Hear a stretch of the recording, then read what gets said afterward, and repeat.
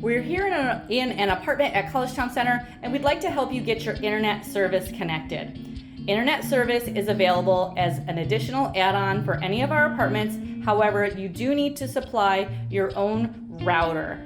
A router is the device that will make your internet wireless. Our service is a hardwired service. That means it goes directly to the jack in the wall. But to have wireless service for your devices, you'll need a router. You can purchase any kind of common router that you prefer. And for example, this one here is a Netgear. Anything that you like, that you want to purchase, just make sure that you're paying attention to the number of devices that you think you will want to have set up in your apartment, and then buy accordingly for a router that works for you. You can buy routers from Amazon or wherever you like. Okay, so the router will come with two things: the plug to connect it to a power supply, and then it will also have an Ethernet cable. Here's a sample of what an Ethernet cable looks like.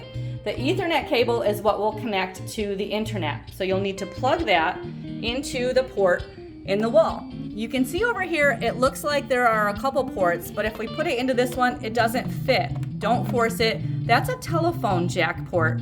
That is a 3-pin port. Your Ethernet cable is a 5-pin connector. So you'll enter that into the main internet port, and you can hear it clicked easily and it fit nicely. You want to be connecting it to the one that has usually a number above it.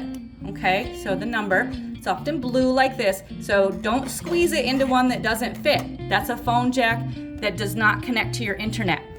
Usually when we have someone say they're having trouble connecting to the internet, it is because they are plugging it into the wrong port. If the port is too small, that is a phone jack, that is not your internet, that won't work. Here in College Town Center, the apartments will also often have two panels. So here on the other side of the room is another panel, but you can see this is another phone port. It's just that 3-port, and there is no number sticker over here. So that will not be active towards the internet. Okay, so don't use that one. Use the port that has a number and that your Ethernet jack fits into smoothly like that. That will get you set up. Once you get those items plugged in, the lights on your router should turn green. Enter your password. The passwords usually are typed on the bottom of the router or within the router box that you get. And again, the router will come with the Ethernet cable and the power supply. Just flip it over.